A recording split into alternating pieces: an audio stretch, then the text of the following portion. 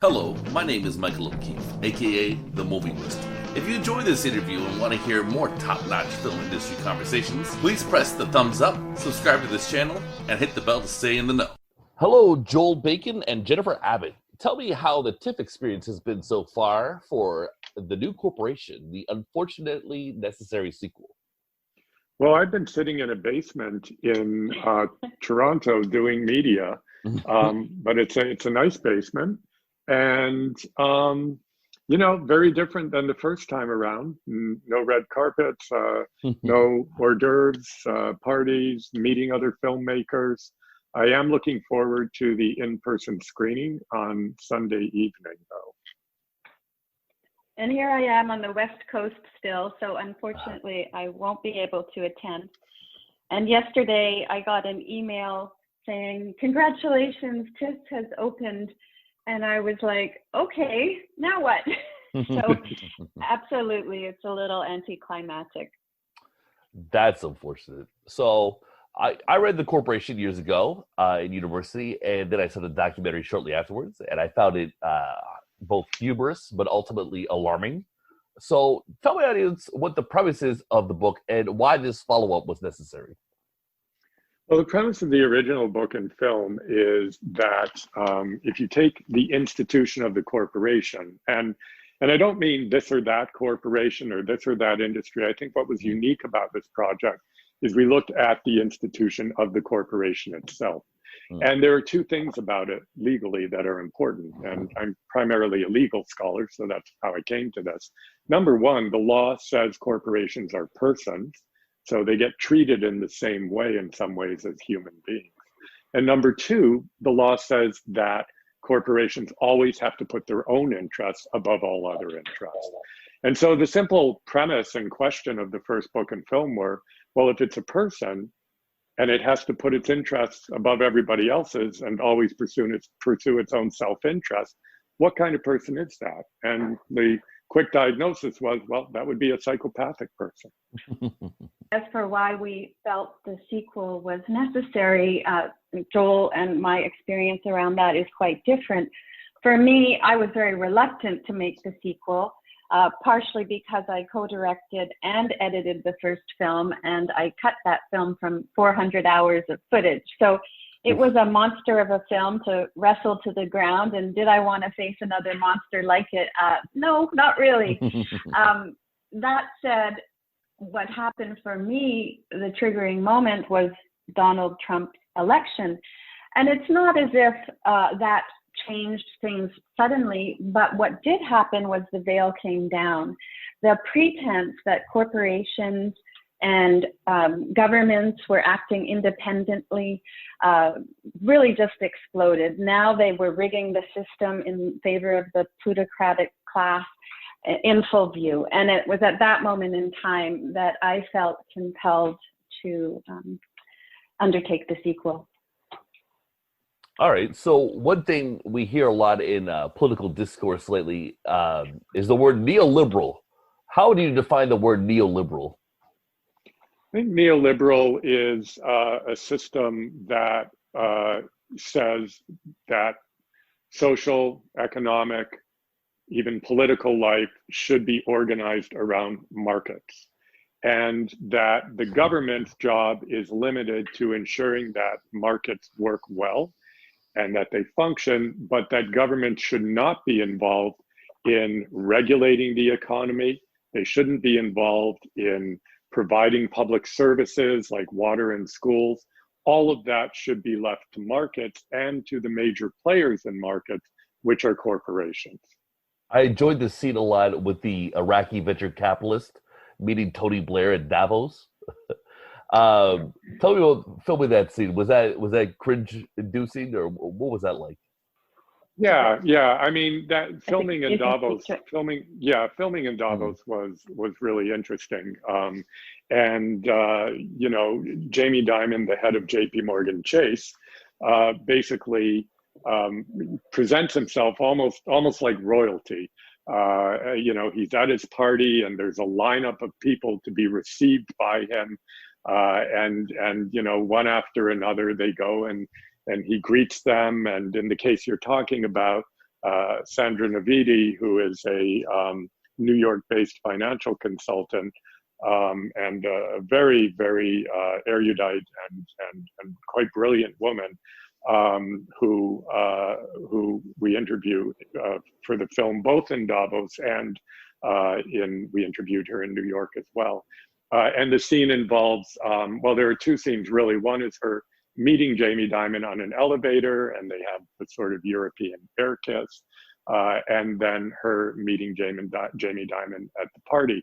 And she's a really fascinating individual because she both is kind of part of that world. Like, you know, she obviously, she and Jamie Dimon know each other and know each other well. So they're part of that world, but she's also quite critical of that world, has even written a book about it.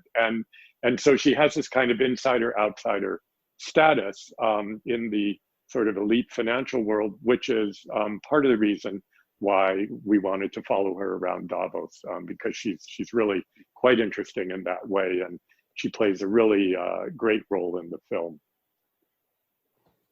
All right. I was wondering, you know, certainly with climate change, are we doomed perhaps on our current economic trajectory?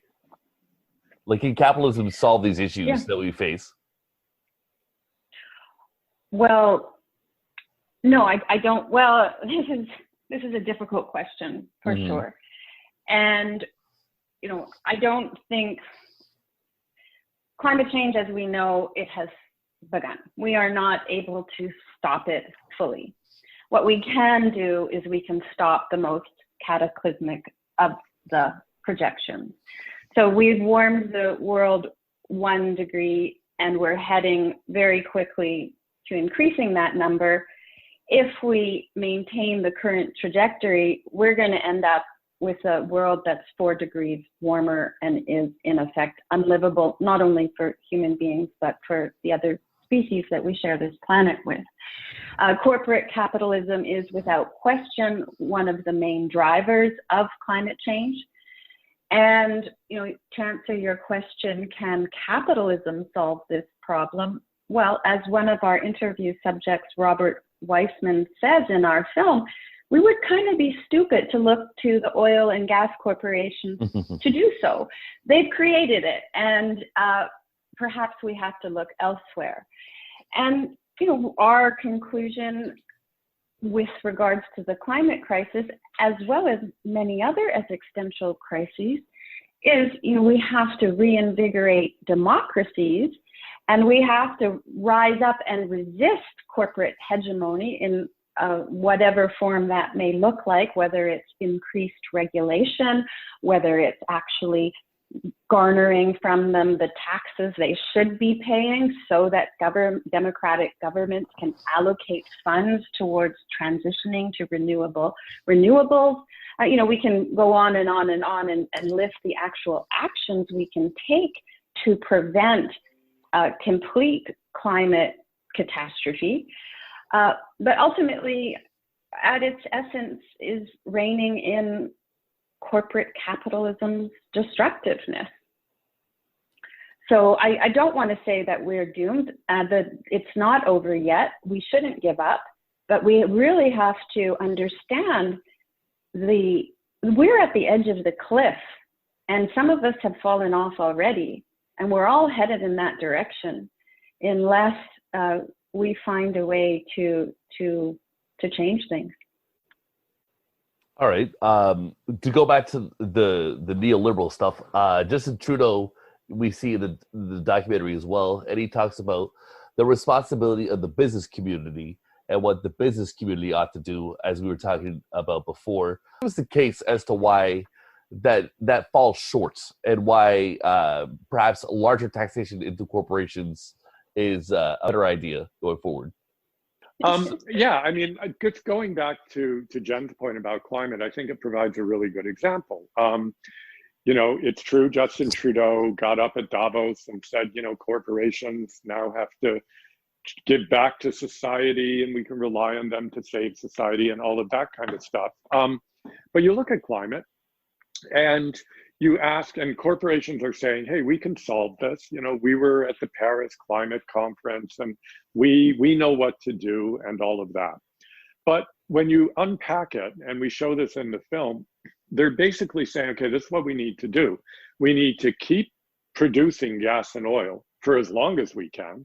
And yeah, we should do some lighter stuff like natural gas instead of bitumen. But basically, we need to stick with the business model of carbon fuel until it runs out or until things become just totally unlivable in the world. And then we can start going over to renewables. And we had the former head of British Petroleum basically saying that. He said, it's impossible to, you know, go to renewables anytime soon. So in the meantime, let's frack and get natural gas and all of that.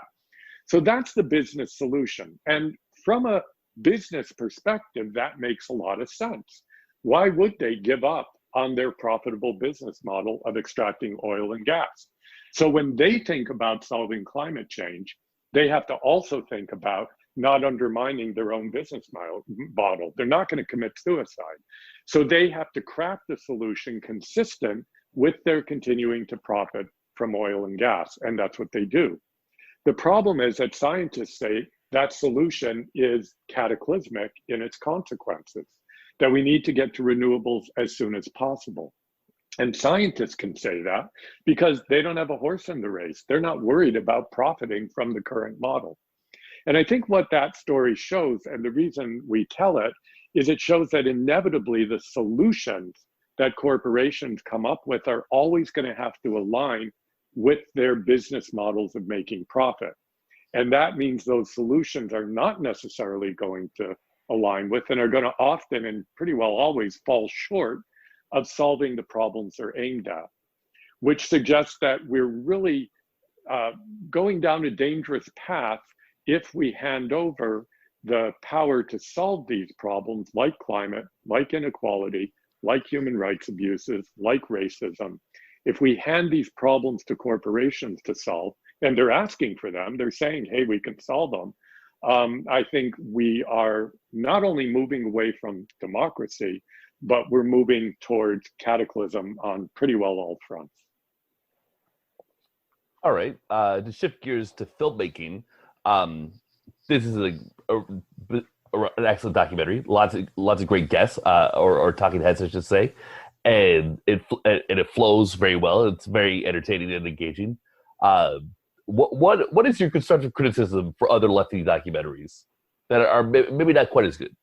Well, I mean, I don't know if I actually approach it that way, to tell you the truth. I mean, I appreciate a lot of things about other films, and ours is a very particular kind of film. And, you know, I actually don't know if I can conceive of another film really like the two corporation films.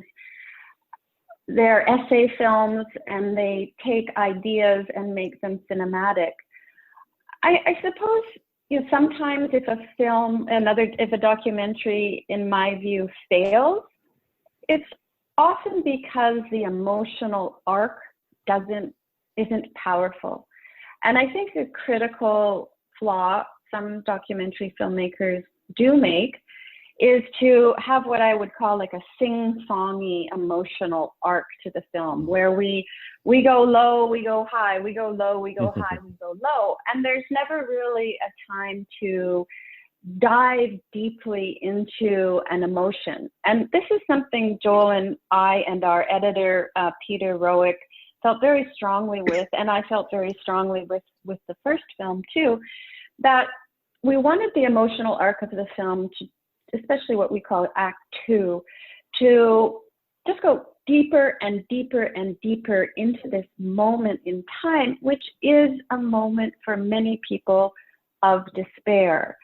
And there was pressure not to do that, to tell you the truth, but we were unwavering in wanting that to be the first 2/3 of it's the second act, the emotional arc of the second act, because then from that place of despair, you rise, right? And so the victory, the feeling of catharsis when we get to our section on resistance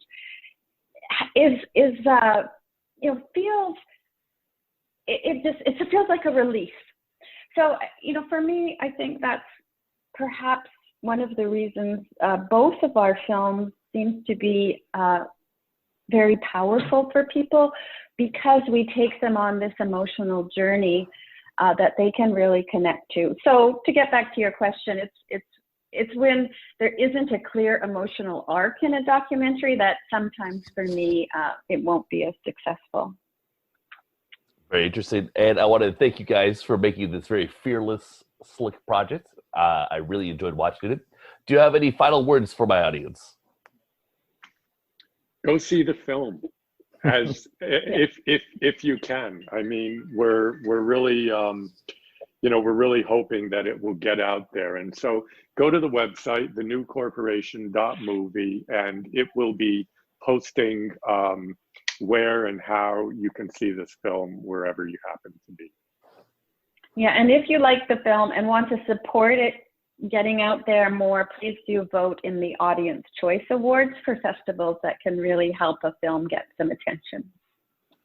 Okay, thank you very much, guys. Thank you so much. Thank you. Have a great day. Thank you.